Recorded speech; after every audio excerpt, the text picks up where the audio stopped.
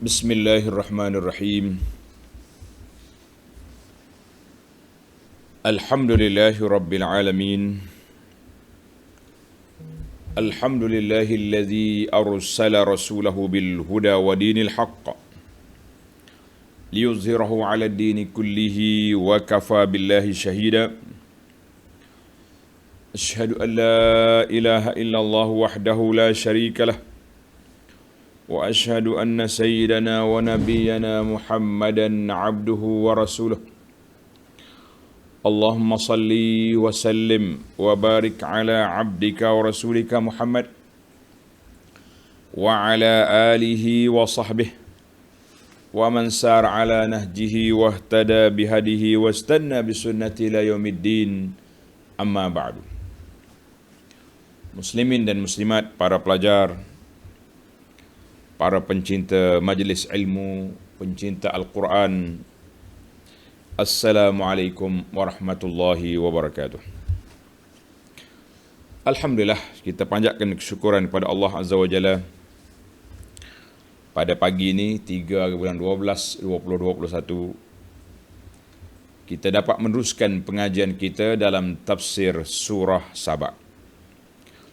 Tafsir surah Saba, surah yang ke-34, juzuk yang ke-22. Sambungan perbincangan kita bermula ayat 24. Ayat 24 sehingga ayat 30. Untuk siri ini kita akan bincang ayat 24 sehingga 30. Perbincangan kita tentang golongan kafir. Cara mujadalah, berhujah. Kita tanya dia, kalau dia mengaku satu perkara, kita kata, kamu kenapa kalau kamu mengaku tapi kamu tak akur? Itu dia panggil uslub al-mujadalah. Dengan puak-puak musyrikin yang mereka telah mengakui secara dasarnya yang memberi rezeki, yang menurunkan hujan, iaitulah Allah Azza wa Jalla. Kemudian Allah SWT juga ajar supaya kita mempertahankan hujah kita. Setelah kita yakin betul, kita kata aku punya pegangan betul, kamu punya pegangan, kamu bertanggungjawablah nanti. Ini di antara cara kita berhujah. Kemudian Allah perintahkan menjelaskan tugas Nabi sallallahu alaihi wasallam. Nabi kita dihantar kepada semua manusia dan jin sehingga ke hari kiamat.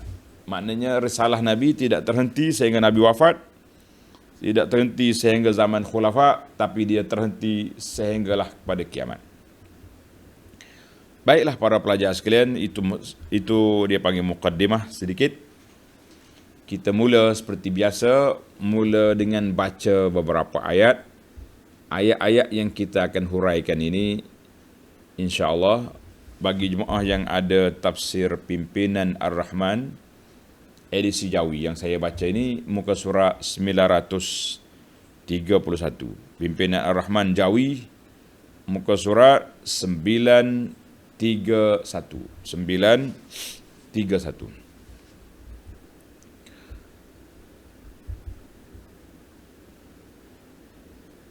Ayat 24 sehingga 30. Kita baca dululah beberapa ayatnya.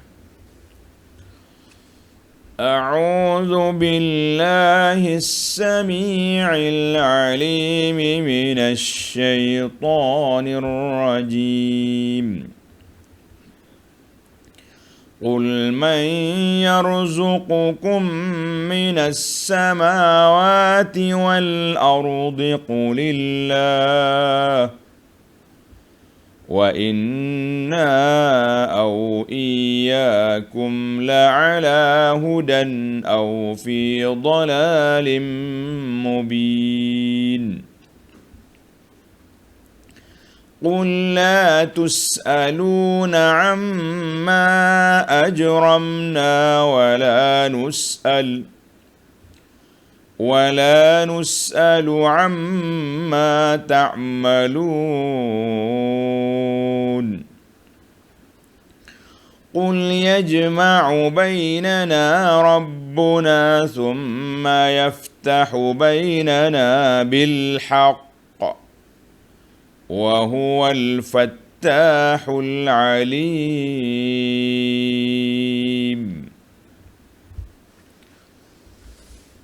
Balik semula kepada ayat 24.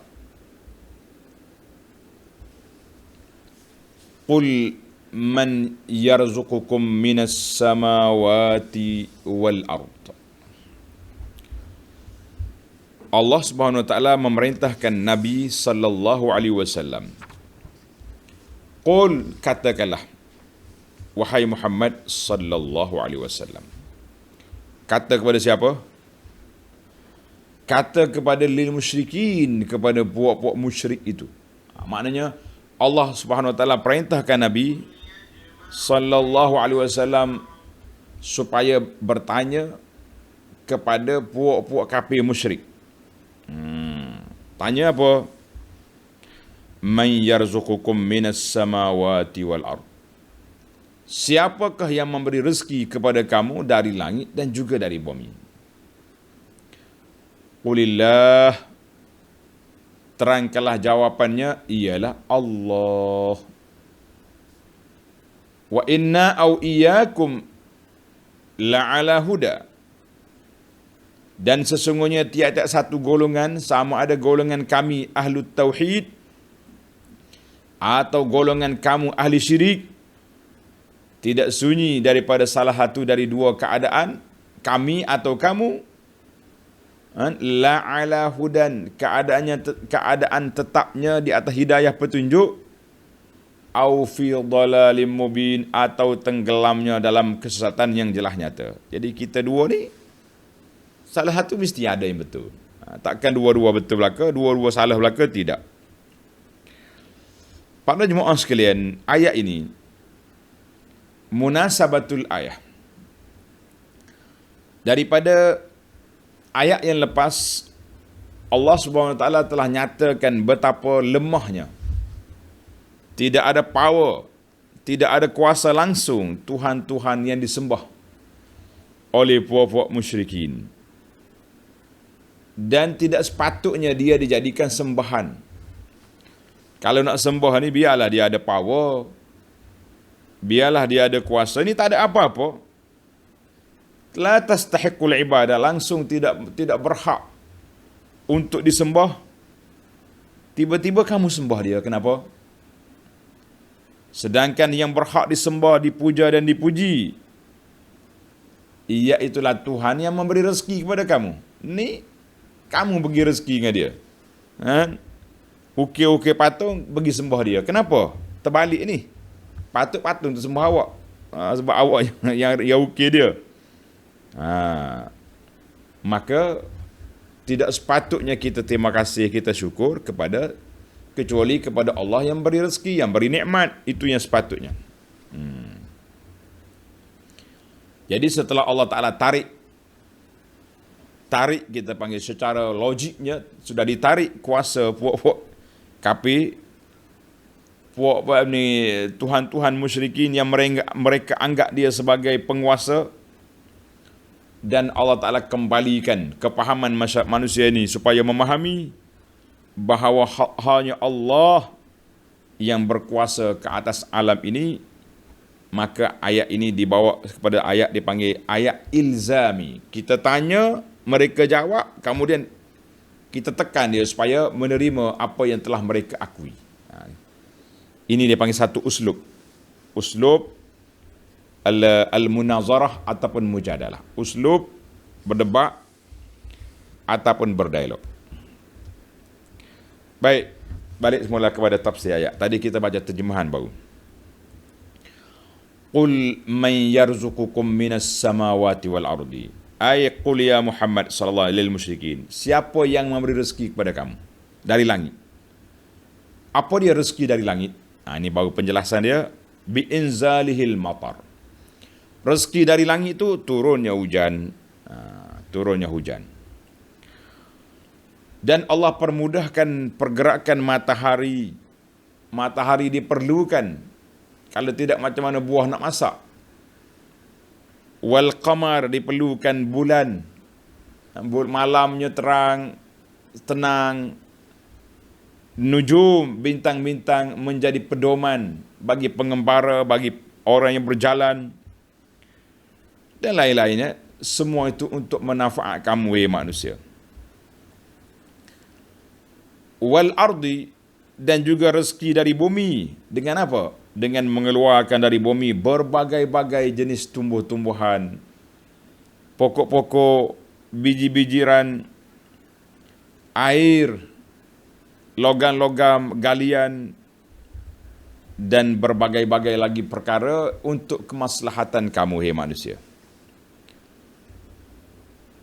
Qulillah, jawablah, bagi tahulah kepada mereka, Allah wahdahu man yarzuqukum minas samawati wal ard. Allah yang memberi rezeki kepada kamu dari langit dan dari bumi. Fahwa idzan, maka ketika itu siapakah yang patut disembah, patut dipuja dan dipuji? Sudah tentunya Allah. Kenapa kamu pergi sembah benda lain? Dalam ayat yang lain, Allah SWT telah jelaskan jawapan mereka. Mereka sendiri jawab. Wala in sa'altahum, kalau kamu tanya buat kafir, siapa yang menjadi bumi, siapa, la yaqulunna Allah. Mereka kata Allah.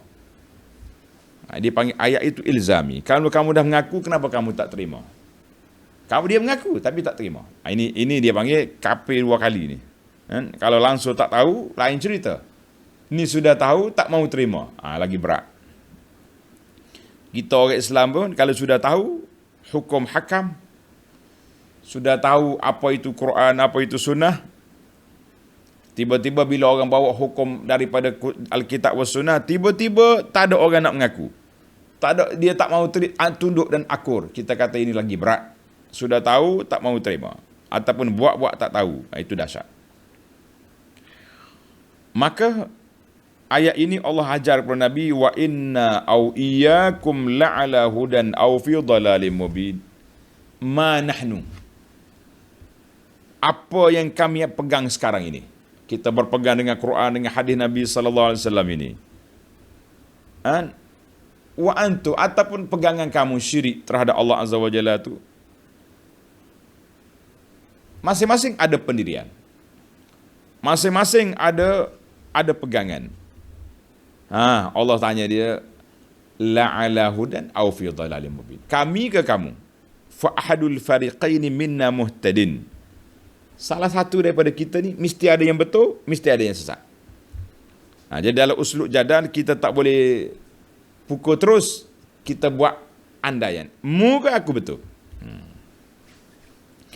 Seorang ulama tafsir kata khazin. Khazin kata apa? Khazin dengan nun, khazin. Khazin kata, hadza laisa ala tariqis syak. Au di sini bukan makna syak. Aku ke atau, kami atau kamu yang betul, bukan makna syak, tapi ala jihatil ilzam wal insaf fil hijaj. Dengan cara kita nak ilzam, nak menetapkan dalam kita berhujah, muka aku salah satu daripada kita, mesti ada yang betul, ada yang salah. Jadi kita jangan kata dia salah terus. Dia tak mau berunding. Dah aku sesak, bincang buat apa? Kalau aku sesak, bincang buat apa? Sebab itu kita ni kalau kita nak berdebat, nak bermujadalah, kita letak tajuk mencari siapa yang betul, siapa yang salah. Tapi kalau kita mari dengan tajuk memang orang tu salah, habis buat apa buat debatnya? Dia sudah bersalah, belum berhujah sudah bersalah. Itu bukan uslub. Itu uslub menghukum, jawab dia. Bukan uslub berbincang, bukan uslub berbuat, bukan uslub berdebat. Jadi salah satu daripadanya, yaqulu qai ahaduna kadzib. Kita tahu keyakinan kita, akidah kita bahawa kita betul. Sebab kita berpegang dengan ajaran Nabi sallallahu alaihi wasallam. Yang orang itu salah, tapi dalam bahasa ni kena bagi tahu. Kita ke awak. Jadi nak tahu siapa betul, mari kita kemukakan masing-masing. Hatu burhanakum, bawa mari hujah kamu. Kita ada hujah, silakan. la'ala hudan au fi dhalalim mubin. Tengok di akhir ayat Allah kata dalam kesesatan yang jelas nyata. Kenapa dalam ayat ini ada perkataan mubin? Dalam hudan tak kata mubin. La'ala hudan. Dia tak kata hudan mubin. Petunjuk yang jelas. Ataupun dalalin mubin. Sesak yang sangat nyata. Kata Syekh Al-Biqai rahimahullah, mubin ay wadihun fi nafsi. Jelas dah benda tu sesak. Pergi sembah tokoh kayu, sembah berhala. Pergi duk panggil benda ni, panggil jin, panggil syaitan, panggil benda-benda yang pelik. Jadi bila sudah jelas, maka sepatutnya dia nampak benda tu salah. Tapi orang yang tenggelam dalam mengikut hawa nafsu, dia tak nampak yang dia salah. Dia nampaknya orang yang lawan dia tu salah. Jadi kita ni para jemaah sekalian, kita kena letak, bila kita nak bincang, kita letak di luar dua-dua. Letak sini. Letak di atas neraca timbangan. Yang ni masing-masing bawa hujah. Yang ni ada 5 hujah, 5 dalil. Yang ni 5 dalil. Barulah kita timbang. Tapi kalau mari kepala tersombak dah, bahawa orang tu salah, yang ni sampai bila-bila pun dia tak akan berubah. Dia tidak akan berubah. Maka dalam ayat ini Tuhan kata la'ala hudan. Petunjuk tu satu je. Ikut Nabi betul. Au fi dhalalim mubin, atau kesesatannya sudah jelas nyata, sudah jelas sesat, menyeleweng, tak betul, jelas. Tapi kalau dikuasai oleh hawa nafsu, semuanya tak jelas. Dia akan kona sana, kona sini, korek sana, korek sini, semata-mata kerana nak menegakkan, kata orang sekarang, nak menegakkan benang basah. Menegakkan hujah yang tidak ada hujah.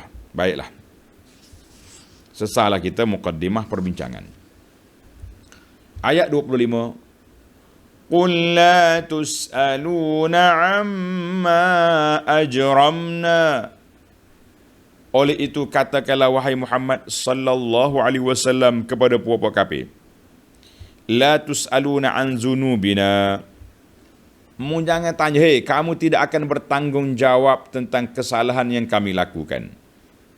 La tus'aluna an zunubina. Tak akan ditanya dengan dosa aku. Dan kami pula tidak akan bertanggungjawab tentang apa yang kamu kerjakan. Jadi ayat ni dipanggil ayat berdebat ni. Bukan makna kita tak peduli dengan kesalahan orang. Jangan kata, kalau macam tu masing-masing bawa diri, tak payah berdakwah. Tak payah berdakwah. Dia sesat, biar dia. Kita betul, ambil dengan kita. La. Kita setelah kita yakin kita betul, dan kita tahu dia salah, maka ketika itu menjadi kewajipan kepada kita memperbetulkan. Tapi dalam uslub mujadalah, kita kata apa? Baiklah, kalau gitu, aku punya pegangan, aku punya pasal. Mu punya pegangan, kau punya pasal. Itu dalam uslub al-mujadalah. Dalam uslub al-munazarah. Wala nus'alu nahnu an a'malikum. Kami pula tidak ditanya tentang amalan kamu.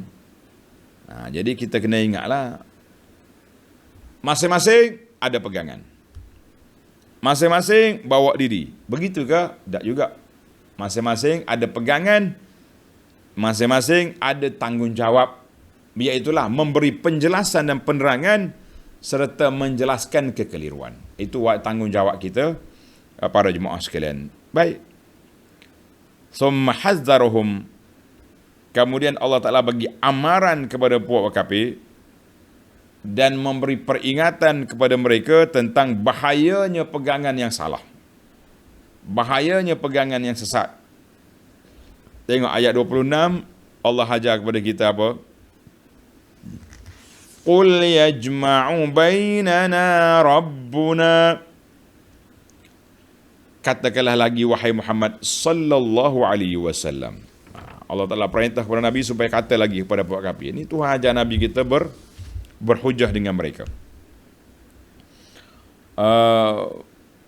Supaya mereka berfikir, tafakur. Apabila kamu betul-betul sedar kita salah, undurlah balik. Jangan pula salah ke betul berkerah lengan. Ini kita punya kepahaman. Ini kita punya pegangan. Orang itu salah. Kita tak buka lagi minda. Tak dengar pun apa orang kata. Dengar dulu. Buat timbang. Kemudian baru kita boleh buat pertimbangan. Ini tak mau dengar lagi. Tutup kepala, tutup minda. Kak terus apa yang dia cakap salah. Apa yang orang kita cakap betul. Maka ini dia panggil ketaksuban yang melampau. Orang dalam bahasa kita kata membuta tuli. Ta'assub buta. Jangan. Maka Allah Ta'ala suruh kita berfikir dua-dua pihak fikir. Qul yajma'u bainana rabbuna. Katakanlah lagi wahai Muhammad sallallahu alaihi wasallam kepada puak kafir. Tuhan kita akan menghimpunkan kita semua pada hari kiamat. Tuhan kita, Allah akan kumpulkan balik kita pada hari kiamat. Summa yaftahu bainana bil haqq. Kemudian Allah akan menyelesaikan perselisihan yang ada di antara kita dengan penyelesaian yang benar. Ayaqdi bainana wa bainakum bil adli. Allah Ta'ala akan jatuhkan hukuman antara kami dengan kamu dengan adil. Wahwal fattahul alim. Dan Allah itu dialah jua hakim yang seadil-adilnya, lagi yang amat mengetahui segala-galanya. Jadi selepas pada Allah jatuh hukuman di akhirat, yatabayyanul muhtadi minna waddal. Ketika itu akan terserlahlah siapa yang betul, siapa yang salah. Wa yusibullahul mustahiqqa lis-shawab. Allah Ta'ala akan beri pahala kepada orang yang berhak, dan Allah Ta'ala akan seksa golongan yang berhak untuk diseksa. Jadi kata di ulama tafsir, ayat ini Allah kata, Nabi kata ginilah, atas dunia ni tak sesah dah kita dua. Aku kata macam ni, kamu cakap macam ni. Aku kata aku betul, kau kata kau betul. Masing-masing kata. Baik. Kalau macam ni keadaan kita, tunggu di akhirat je lah. Ketika itu terserlahnya siapa yang benar, siapa yang salah. Jadi atas dunia ni macam itulah kita. Kalau kita nak berkerah juga dengan hujah bahawa kita betul, kita kena fikir satu lapis lagi, satu level lagi. Jangan menghina orang tu. Sebab boleh jadi kita betul, boleh jadi dia betul. Tapi kalau dengan orang kafir, kita tak payah fikir dah. Cuma uslub tu. Uslub menghina tidak. Uslub nak berbincang dengan baik-baik, naam. Kita kadang-kadang kita salah guna. Dengan orang kafir betul, lunak je kita, relax je. Tapi dengan sama-sama Islam ni, oi dahsyat, keras. Bukan zaman sekarang saja tuan-tuan, kita kena baca zaman dulu lagi. Bagaimana di zaman contoh yang sangat ketara. Kalau kita baca dalam kitab Arab ke kitab Jawi ke, perkembangan perjalanan dakwah Islam ini, tuan-tuan bacalah sejarah Imam Ahmad bin Hanbal. Baca sejarah Imam Ahmad bin Hanbal. Dia panggil Imam Ahli Sunnah. Kalau kita kata kita ni Ahli Sunnah wal Jamaah, sudah pasti kita kena baca sejarah yang telah disepakati oleh para ulama. Imam Ahli Sunnah diberi gelaran kepada Imam Ahmad bin Hanbal. Imam Nasirus Sunnah diberi kepada Imam Syafi'i rahimahullahu ta'ala. Jadi dua-dua itu pembela sunnah. Ia ni dari sudut kepahaman tentang sunnah secara umumnya. Imam Ahmad dari sudut tatbiqi, bagaimana mempertahankan sunnah ketika berdepan dengan golongan sesat, Mu'tazilah dan kawan-kawan dia. Baca tuan-tuan, jangan lupa sejarah Imam Ahmad, dan jangan lupa sejarah Ibnu Abi Du'ad dengan geng-geng dia yang telah menyebabkan Imam Ahmad dipukul, dipenjara dan diseksa yang begitu dahsyat. Jadi pertemuan itu berlaku. Tapi tak apalah, semua kita akan mati. Imam Ahmad sudah mati, Ibnu Abi Du'ad sudah mati, mereka bertemu. Yaftahu bainana bil haqq, ketika itu terselah siapa pun. Tapi dalam kubur, di akhirat, ketika itu menerima balasan lah kita. Jadi kalau kita kena itulah kita kata berpada-pada. Kita sama-sama Islam, berpada-pada, kita kena letak kemungkinan aku betul, kemungkinan dia betul. Hatu burhanakum, kita bawa hujah kita, dia bawa hujah kita. Tapi kalau masing-masing berkerah lengan, masing-masing berselindung di sebalik kedudukan, maka sampai bila pun kita tak akan, tunggulah. Allah Ta'ala akan buka di hadapan Allah Azza wa Jalla nanti perbicaraan yang panjang. Wa huwal fattahul alim. Allah Ta'ala adalah hakim yang memutuskan di antara hamba-hamba dia dengan benar. Allah Ta'ala mengetahui segala-galanya, dan tidak ada yang tersembunyi daripada Allah Azza wa Jalla. Jadi ada ulama kata, tafsir mengatakan, yaftahu bainana, Allah Ta'ala bezakan antara kita dalam peperangan. Pokok kafir mati, awal kafir mati, kafir Quraisy dalam peperangan Badar tahun yang kedua. Itu paling awal sekali. Kemudian mari pula Uhud. Uhud, kata orang timbang tara. Ahli Islam pula ramai. Ahzab tak bertempur, cuma dikepung. Itu cara Tuhan nak uji. Dalam Ahzab, cuba tengok, kita tadabbur, ta'amul pada perjalanan. Dalam perangan Badar, di saat Islam masih lemah, senjata tak cukup, Allah Ta'ala beri kemenangan. Bila kita dah cukup mantap, ada kekuatan pula 70 orang pula syahid di Uhud. Sampai kena belah perut, kena macam-macam. Betul-betul kuat, kita dikepung, tak ada berlaku pertempuran. Begitulah suasana yang telah berlaku kepada umat yang terdahulu. Baik, pada jemaah sekalian, kita pergi pula kepada ayat 27. Ayat 27. Qul aruni alladhina alhaqtum bihi syuraka'a kalla bal huwallahul azizul hakim. Katakanlah lagi wahai Muhammad sallallahu alaihi wasallam lil musyrikin, setelah nampak puak kafir ni masih degil, masih lagi engkar kepada kebangkitan semula, walaupun telah ditunjuk kepada mereka bukti-bukti kekuasaan Allah yang dapat mereka lihat, ayat tanda-tanda kuasa Allah Ta'ala di langit, di bumi, bukit bukau sudah ada, kan?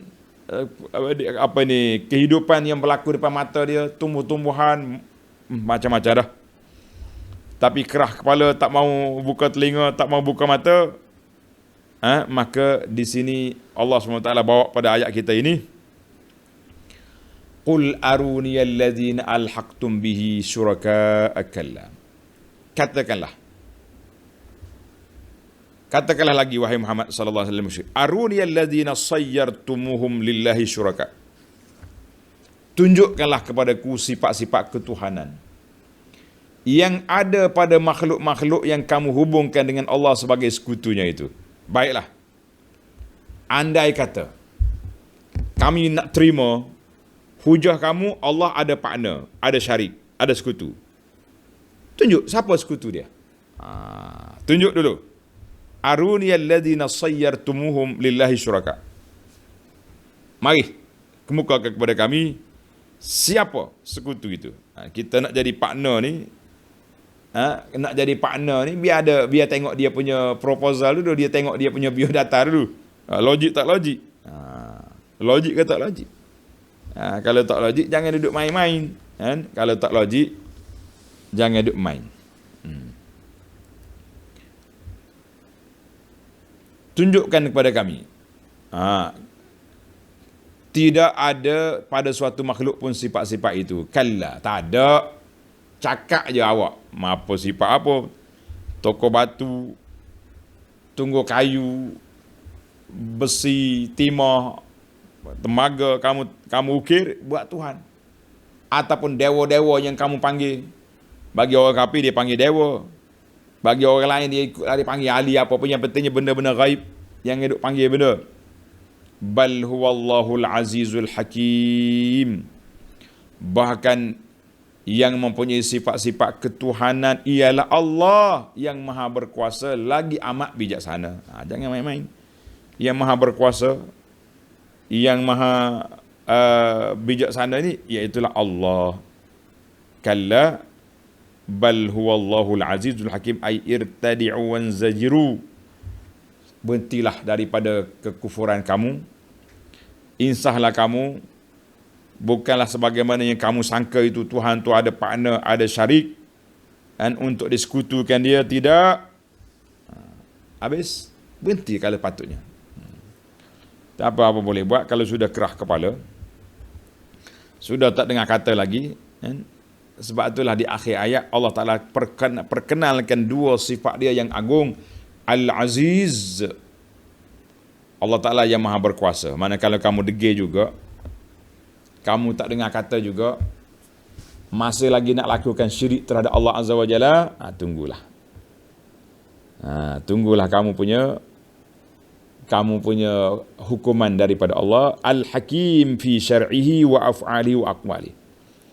Allah Ta'ala yang bijaksana dalam perkataan dia, dalam perbuatan dia, dalam pentadbirannya.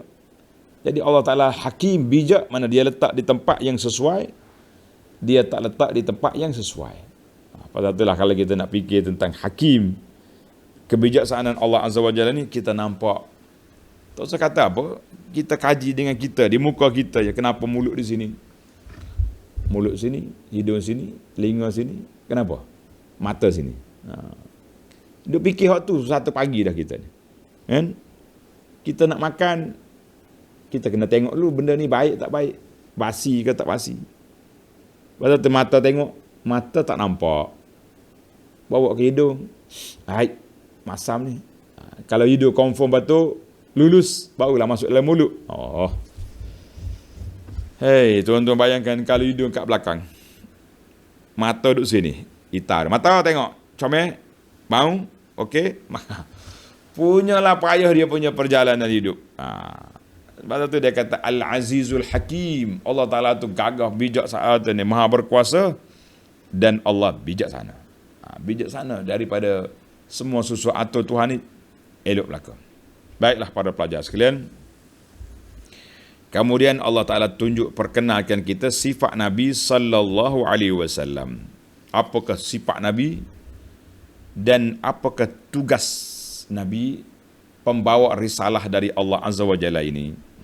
Tengok ayat 28. Wa ma arsalnaka illa kaffatan linnas.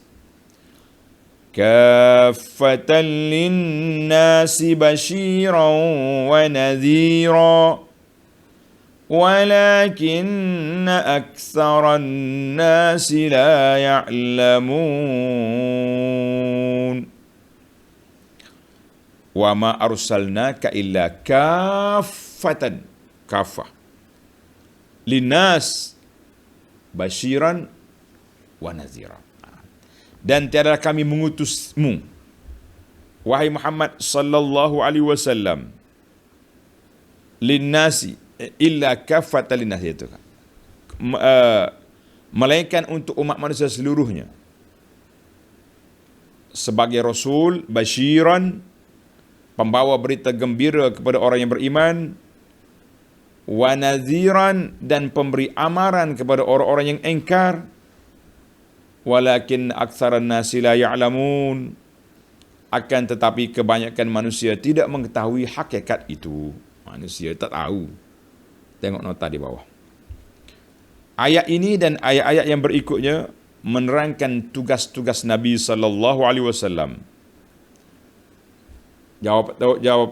Jawatan Nabi dihantar kepada manusia seluruh. Tak kira Arab ke Ajam, orang putih ke orang hitam, orang kelabu ke orang kuning. Yang penting asal dia manusia, maka dia duduk di bawah, mesti akur tunduk pada risalah yang dibawa oleh Nabi sallallahu alaihi wasallam. Jangan main-main. Dan juga keburukan musuh-musuh kebenaran dan akibat masing-masing. Allah kata apa? Tugas Nabi dihantar kepada manusia semua. Tugas dia basyiran wa naziran. Basyir dengan makna apa? Dengan makna pemberi khabar gembira bagi orang yang taat. Siapa dia taat, siapa dia beriman, siapa dia patuh, siapa dia akur, syurga. Siapa dia lawan, nazir, amaran keras. Jadi itu kerja Nabi. Kita sebagai pendakwah juga kena ambil pendekatan yang sama, iaitu kita baca hadis fadail dan hadis targhib. Dia panggil at-targhib wa tarhib. Ada sebuah kitab yang ditulis oleh Syekh Munziri, nama dia at-targhib wa tarhib. Targhib mana menggalakkan. Jadi dalam kitab dia ni dua-dua ada. Ayat hadis-hadis yang menggalakkan supaya kita beriman, beramal soleh. Itu dia panggil basyir. Targhib. Tapi jangan gembira sentiasa. Dia ada tarhib, ada amaran pula. Kalau kamu derhaka, kamu tak taat, kamu engkar, ancaman azab. Kali kata setengah orang kata, tak seronok lah Ustaz. Saya kalau setakat basyir saja, saya suka. Dakwah kita ni basyiran. Tapi tak ada naziran, kita kata tak lengkap, tak komprehensif dakwah kita tu. Kena dua-dua. Tapi Allah kata apa? Walakin aktsaran nasi la ya'lamun. Ramai manusia tidak mengetahui hakikat. Ramai manusia tak mengetahui hakikat. Dalam siri yang lepas kita bincang tentang ramai ke sedikit itu bukan kiraan betul salah. Yang betul salahnya yang tepat dengan sunnah barulah betul. Sedikit ke ramai itu bukan kayu ukur. Bukan kayu ukur. Kalau nak kira macam tu ya, nanya lah kita. Pergi banding surau dengan stadium. Mana ramai? Allahu Akbar. Baik para pelajar sekalian. Hadis ini, ayat ini mengajar kepada kita. Dulu kita dah baca hadis, banyak kali dah hadis ini baca. Hadis Jabir radhiyallahu anhu, baginda Nabi sallallahu alaihi wasallam bersabda, "U'titu khamsan lam yu'tahunna ahadun qabli." Allah Ta'ala beri kepada aku 5 perkara yang tidak diberi pada Nabi sebelum daripada aku. Apa dia 5 perkara? Nusirtu birru'bi masirata syahrin. Aku diberi pertolongan. Allah Ta'ala campakkan dalam hati musuh tu rasa takut. Sebulan nak sampai tu rasa dah gerun. Yang kedua, waju'ilat liyal ardu masjidan wa tahuran. Allah jadikan aku bumi itu sebagai tempat solat dan juga alat bersuci kalau tak ada air. Boleh. Fa ayyuma rajulin min ummati adrakathu shalah falyusalli. Mana-mana umat aku ni masuk waktu solat je, tak payah cari surau, tak payah cari masjid. Solat je. Tanah tu bersih, kecuali tanah tempat kotor. Yang ketiga, wa uhillat liyal maghanim wa la tahillu li ahadin qabli. Dihalalkan untuk umat ini makan harta ghanimah, harta rampasan perang. Kita pergi perang, boleh harta makan. Umat dulu tak, harta rampasan perang dikumpul, api turun ambil. Rezeki kita. Walaupun kita tak berperang, tapi kita dengar orang-orang dulu sudah dapat nikmat daripada harta ghanimah. Yang keempat, wa'utitu syafa'ah. Aku diberi kuasa syafaat. Jadi siapa nak syafaat Nabi sallallahu alaihi wasallam di akhirat esok, naklah dia banyak melakukan amal-amal yang disukai oleh Nabi di dunia. Dia panggil beramal dengan sunnah, maka ketika itulah kita akan dapat syafaat Nabi. Di antara tempat yang kita diminta mengambil peluang mendapat syafaat Nabi ni di mana? Ketika azan. Dengar azan jawab. Selepas azan selawat, Allahumma salli ala Muhammad. Selepas selawat kita berdoa, Allahumma rabb hazihi da'wati tammah ati Muhammadanil wasilah. Itu dia panggil kuasa syafaat. Yang kelima, wa kana an-nabiyyu yub'atsu ila qaumihi khassah. Semua nabi-nabi lain dibangkit kepada kaum dia saja. Musa kepada Bani Israel, orang ni kepada kaum dia. Wa bu'istu ilan nasi 'ammah. Aku dibangkit kepada semua manusia. Itu kelebihan Nabi sallallahu alaihi wasallam. Hadis ini riwayat Imam Bukhari dengan lafaz daripada Bukhari dan juga riwayat daripada Imam Muslim, hadis sahih. Tapi apa boleh buat? Puak kafir ni kerah kepala macam itulah. Tengok ayat 29. ويقولون متى هذا الوعد إن كنتم صادقين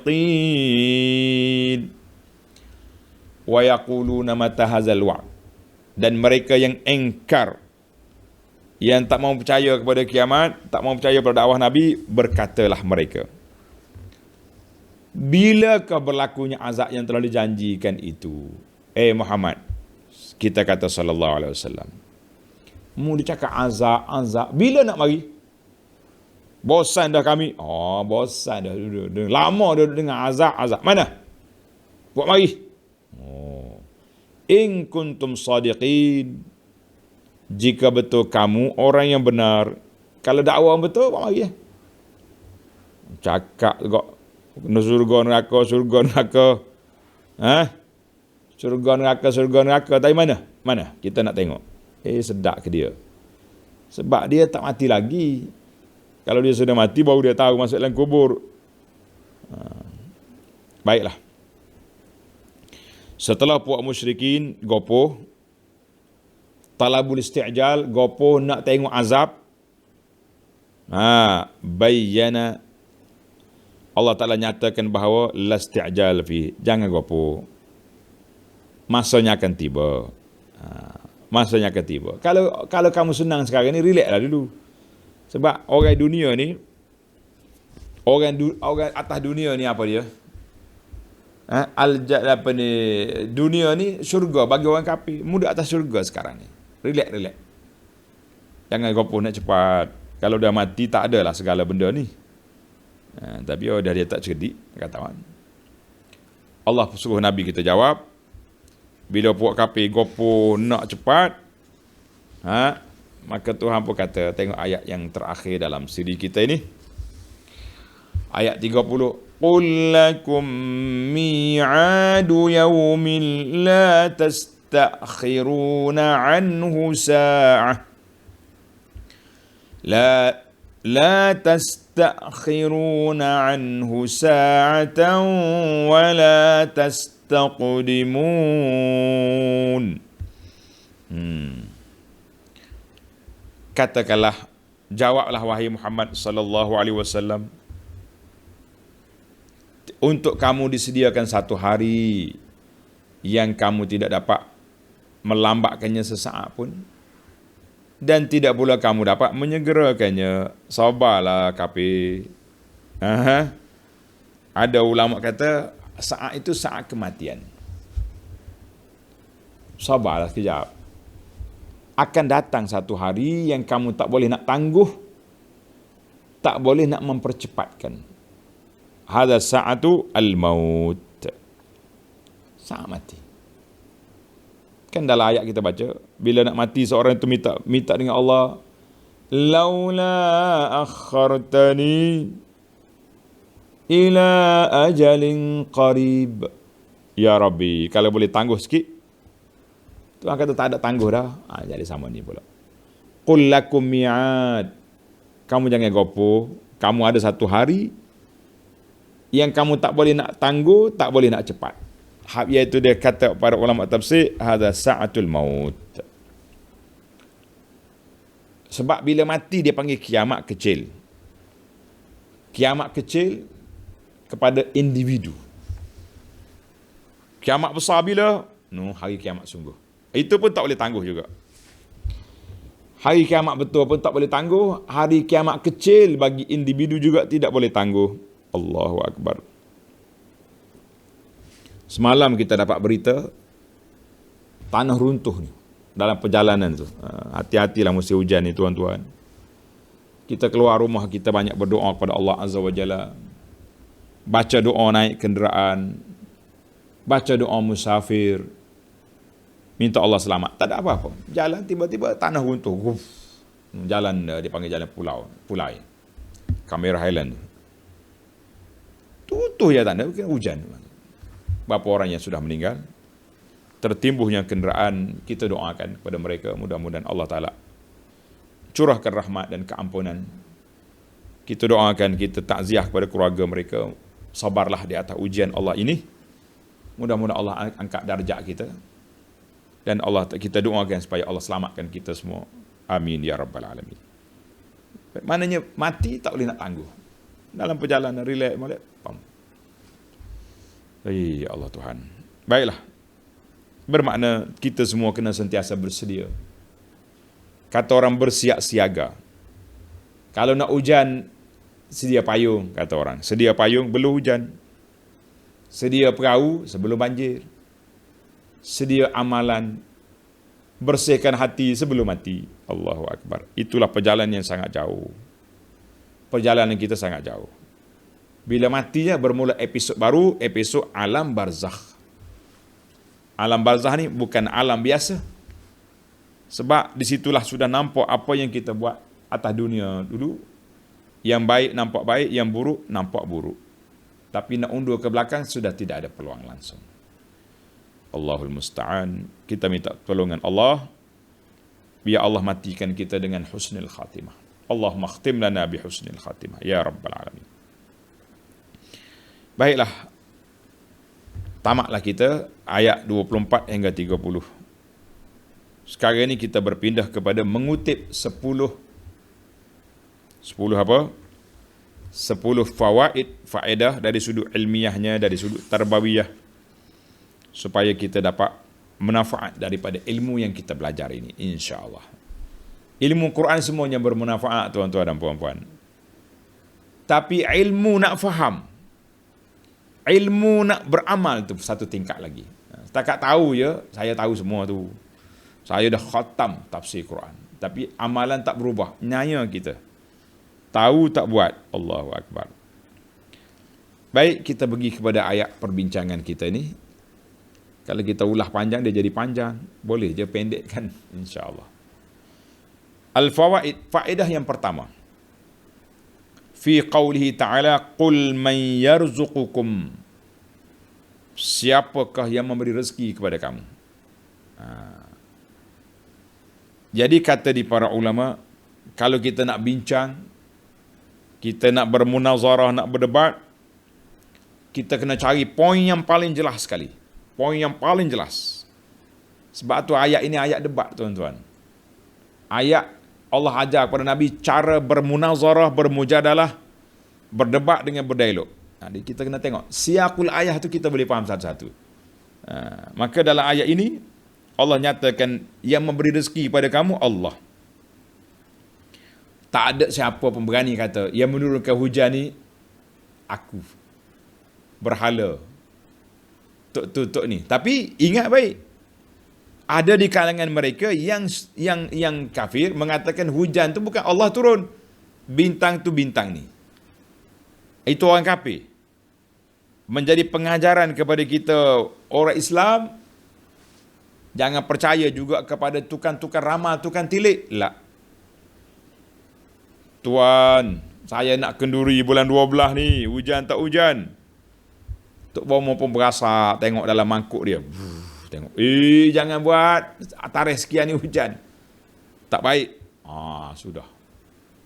Maka kepercayaan itu juga membawa kepada tercalarnya tauhid seorang, sebab dia percaya benda yang gaib itu kepada manusia. Jangan, hati-hati. Maka dalam ayat ini Allah Ta'ala letakkan siapa yang menurunkan rezeki, siapa bagi rezeki pada kamu. Jadi, tak ada orang berani kata kecuali dia kata Allah. Jadi kalau itu dipanggil uslub. Kita nak bincang, kita ambil satu poin, jangan ambil banyak poin. Jangan, orang panggil jangan melilau. Poin yang ini je. Dalam bahasa usul dia panggil tahriru mahallin niza'. Kita ambil di mana poin yang kita nak bincang. Kalau tidak, turun naik turun, tak habis kita punya perdebatan. Poinnya aku ni, mula daripada ni keluar tajuk, masuk balik, jangan lari. Yang kedua, jadi dalam poin ini, setelah kita berhujah bahawa mereka mengakui Allah yang bagi rezeki, tapi kenapa kamu pergi minta pertolongan dengan makhluk lain? Kenapa kamu sembah makhluk lain? Itu dia panggil hujah ilzami. Yang kedua, wa inna au iyyakum la'ala hudan. Kami atau kamu, salah seorang daripada kita mesti ada yang betul, ada yang sesat. Kalau kita kata aku betul, dia kata aku betul, tak sedut debat. Memang sampai cerah pun tak boleh. Tak selesai sebab masing-masing kata dia sudah betul. Dia sudah mendapat hukuman. Aku kata aku betul, awak kata betul. Habis. Tak sedut bincang. Tapi yang kita nak hari ni, kita letak dulu atas neraca timbangan. Aku betul ke? Boleh jadi mu betul. Maknanya salah seorang daripada kita mesti betul. Ini kata ulama, ayat ini juga mengkritik lemahnya pandangan puak-puak Mu'tazilah. Ia mengatakan orang yang melakukan dosa besar, orang yang beriman ada dosa besar, dia keluar daripada iman tapi tak masuk dalam kafir. Dia panggil manzilatun baina manzilataini. Iman tu cabut, kafir pun duduk tengah-tengah.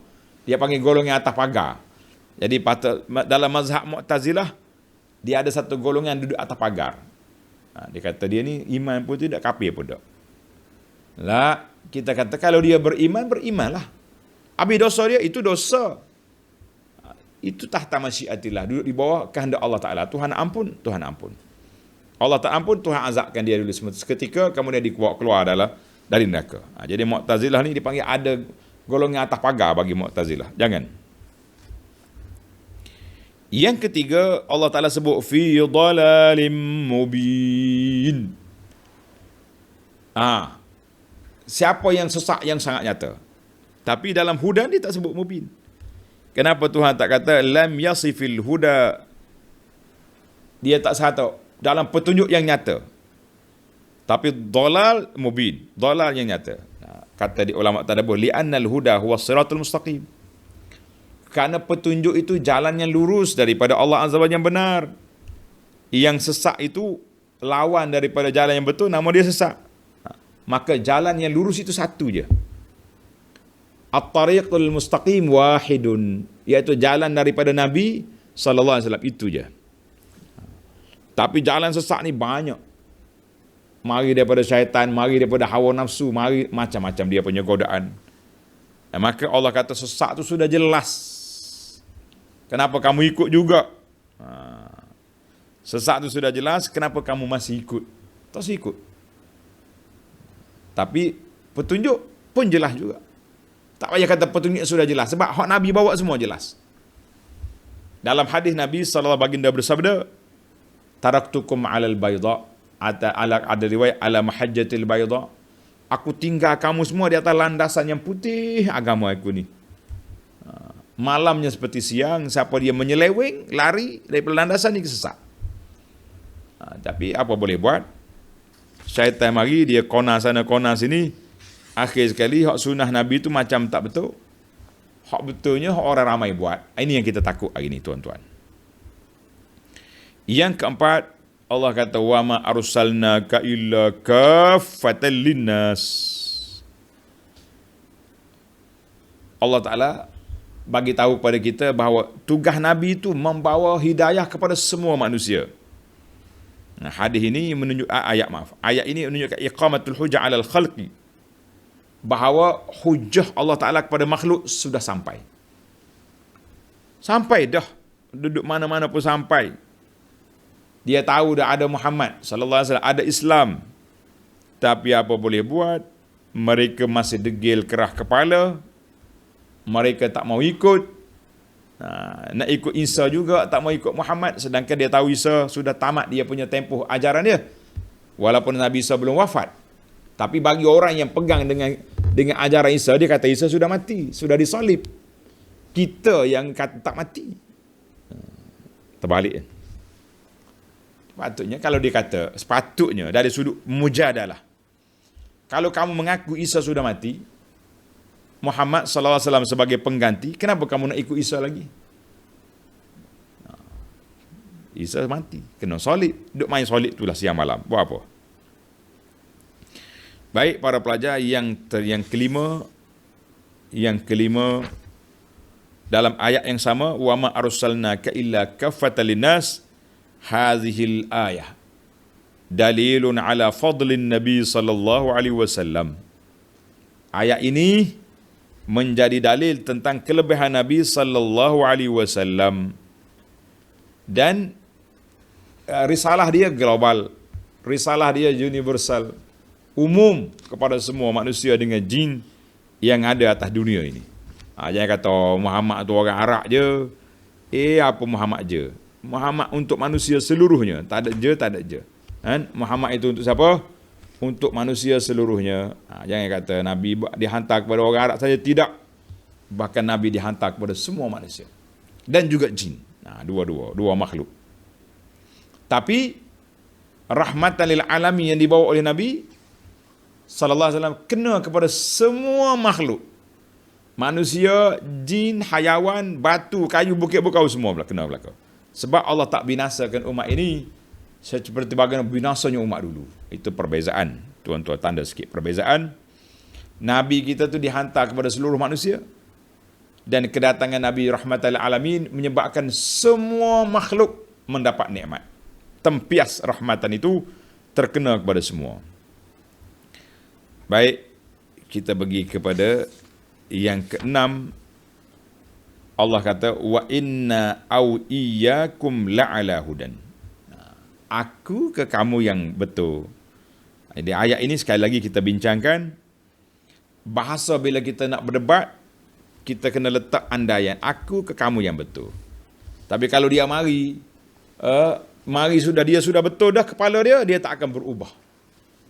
Sebab tu kadang-kadang kita nampak orang-orang yang sudah ketaksuban, taksub kepada kumpulan ini, memang dia tak akan buka minda. Tak akan buka minda. Kalau dia dengar betul-betul, insya-Allah dia boleh berfikir. Tapi kalau tak dengar, susah kita nak cakap. Tengok dalam ayat ini Tuhan kata, wa inna au iyyakum. Aku ke kamu yang betul. Ataupun aku yang salah. Sebab itu bahasa kalau kita kata, kalau Allah ajar, suruh Nabi kata pok kafir, aku betul, mu salah. Tak boleh nak bincang dah lah. Sebab kita jatuh hukum. Ni kita baru nak bincang, nak ajak dia bertadabbur, nak ajak dia berfikir, maka kita kena guna bahasa aku atau kamu. Mana kita ni salah seorang daripada kita yang salah. Jadi siapa dia salah, setelah kita kemukakan hujah, kita kena kembali ke jalan yang benar. Baru betul. Kalau tidak, tak sedut bincang. Kepala sudah tersumbat, dia tak akan bincang lagi tentang apa yang kita ada. Yang keenam, wa inna au iyyakum la'ala hudan.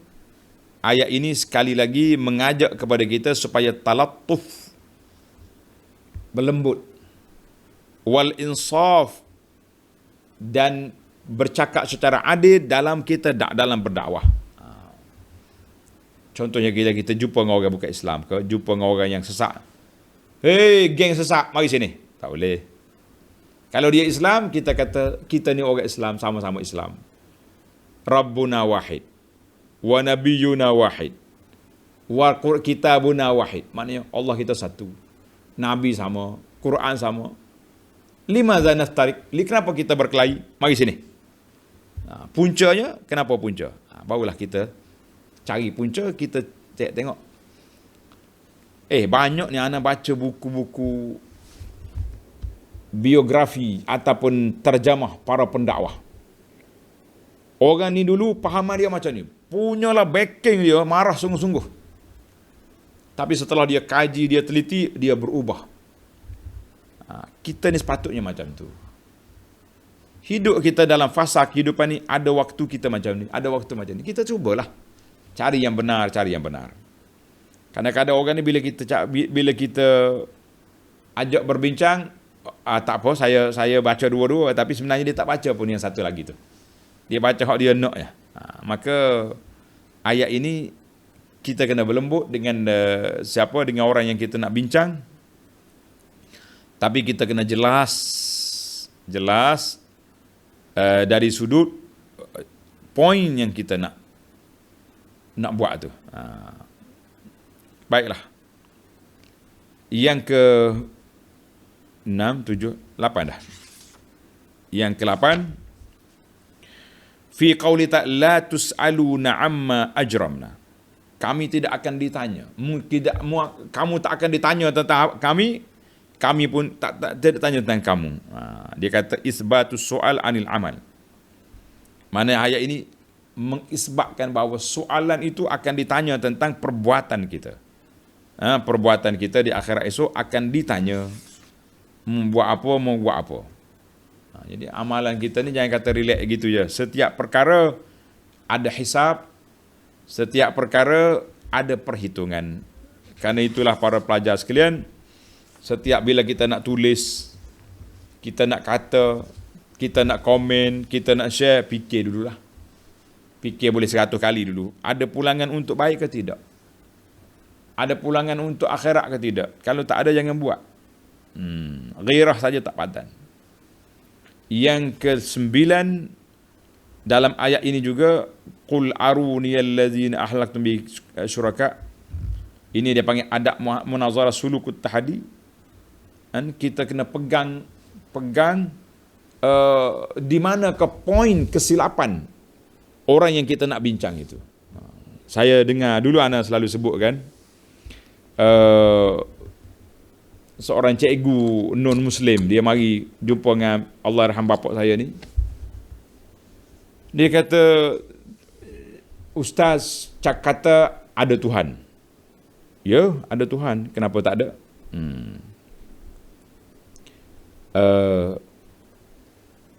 Kalau ada Tuhan, sedap juga dia tu. Kalau setiap benda ada kena nampak. Setiap benda ada kena nampak. Jadi kalau awak kata ada Tuhan, mana Tuhanmu? Dia ingat dia tu bijak lah tu. Konon-kononnya. Allahyarham bapa kita ni kata, cikgu ni saya sebelum saya jawab soalan, saya nak tanya balik. Boleh? Dia kata silakan. Cikgu ni hidup ke mati? Cikgu ni hidup ke mati? Kenapa ustaz cakap macam tu? Ialah kalau mati, cara mati. Kalau hidup, cara hidup. Dia kata hidup lah boleh datang ni. Boleh bercakap. Baik. Kita boleh pegang kepala tak? Boleh pegang. Ya, hidup. Cikgu ni hidup dengan apa? Dengan nyawa. Oh, hidup dengan nyawa. Tadi cikgu cakap, kalau Tuhan ada, kena tunjuk mana Tuhan. Sekarang ni saya nak cabar cikgu. Kalau ada nyawa, mana nyawa awak? Qul hatu burhanakum. Dalam Quran kata, fabuhital ladzi kafar. Tercengang-cengang dia, oh, nyawa ada. Kat sini. Mana? Aruni. Tunjuk, mana? Oh, dia pun sengih suka, tak boleh jawab. Waktu tu kita kena pegang dia. Bila kita sudah cabar, kita tahadi, kita kena pegang. Kalau macam ni, maknanya teori awak ada tu tak mesti kena tengok, salah. Jadi sekarang ni awak kena akui Allah tu ada. Ketika itu dia mula nak lari, mula lari. Tapi kalau orang nak dapat hidayah, ketika itulah dia buka pintu. Tak apa boleh buat, dia tak mau buka pintu, kita nak kata apa? Allahu Akbar.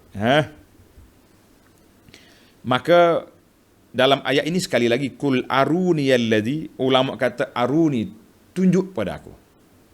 Tunjukkan kepada aku. Buktikan kepada aku. Jadi ada kalanya tunjuk tu tunjuk sungguh, fizikal. Ada dipanggil tunjuk maknawi, tunjuk qalbi, tunjuk dalam hati kita ni. Kita nampak dalil, nampak bukti.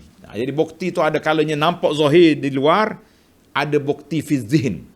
Dalam minda kita tu nampak. Jadi kita kena letak dua-dua. Ini dipanggil qaidatun syarifatun, suatu kaedah yang besar.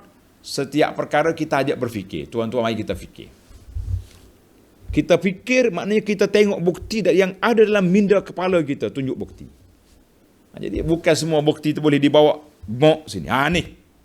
Ada kalanya bukti dari perut zihn, dalam minda. Berapa ramai orang yang masuk Islam dengan sebab dia berfikir. Jadi kita hari ini kita tak banyak berfikir, kita hanya banyak berzikir. Oh, saya baca Quran, tapi baik. Baca Quran, baik. Boleh pahala. Tapi awak faham tak faham Quran? Tak faham. Awak tadabbur Quran? Tak tadabbur. Baca saja. Satu tahap boleh pahala. Kita kata na'am, tapi dari sudut nak memahami itu.